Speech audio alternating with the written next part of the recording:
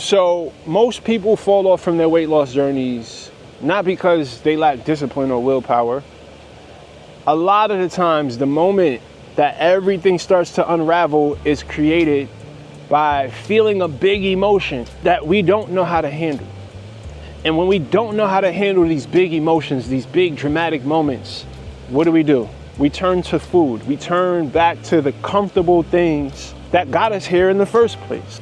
A lot of us are dealing with wounds from the past, from our childhood, that create these big emotional moments that if we had the tools, if we had the knowledge of self to be able to work through these moments, we would get better results in our health journey.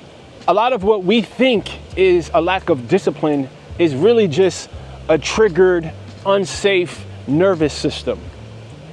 And when you understand this stuff, you're able to access more consistency because you're able to access more grace and patience with yourself. So in today's video, I'm gonna break down triggers and I'm gonna teach you some tools to help you work through these big moments so that you can stop self-sabotaging.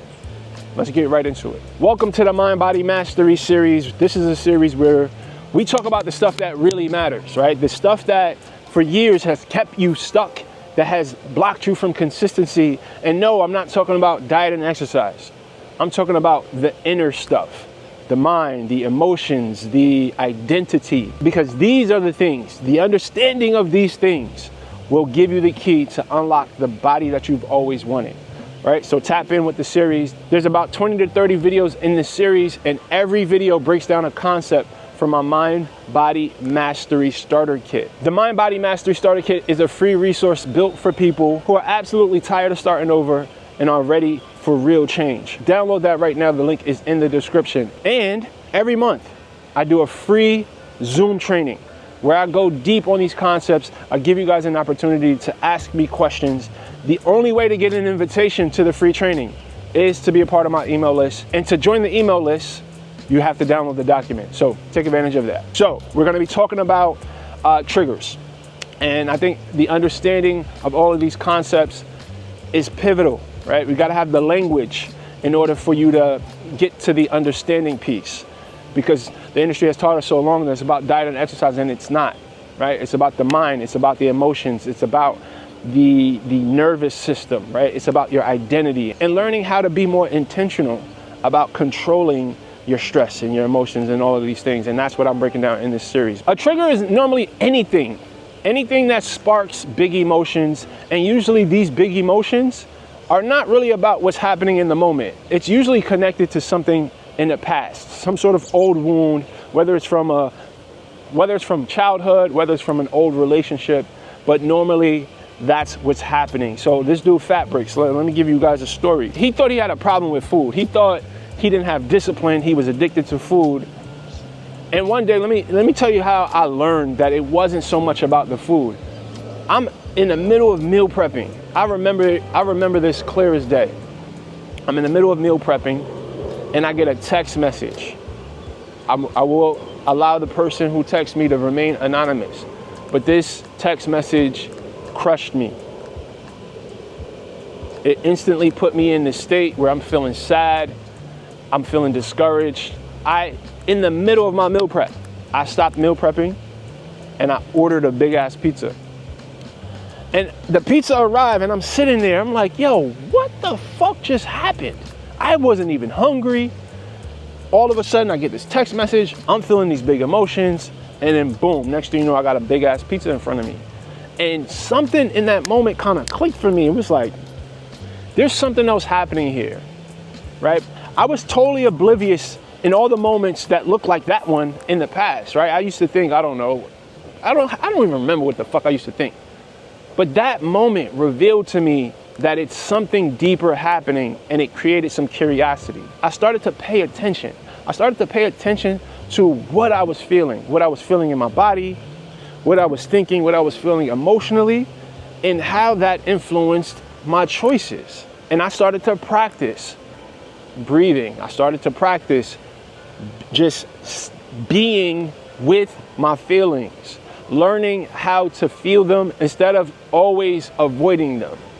And over time, it changed my relationship with food. It changed everything for me, But it started with the awareness, and that's what I'm trying to encourage for you right now, is the awareness of the connection between big emotions and the way you make choices, whether that's to cancel a workout or whether that's to order a pizza in the middle of your meal prepping process. Understanding that there's a connection here and recognizing your triggers. Now, there's several different ways that you can be triggered. And triggering is not always something negative. For instance, after dinner, when I sit in this particular chair, it triggers the urge for me to eat dessert. Because I noticed if I don't sit in that chair and I go straight upstairs to my bedroom, I never feel the urge for dessert.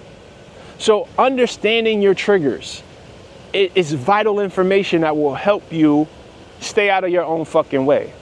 So if you know talking to a particular person triggers you, if you know, sitting in a particular chair triggers you, if you know, whatever your trigger may be, you have to educate yourself on the things that creates emotions that takes you out of the driver's seat of your choices. It takes practice to notice the big emotion and to not react.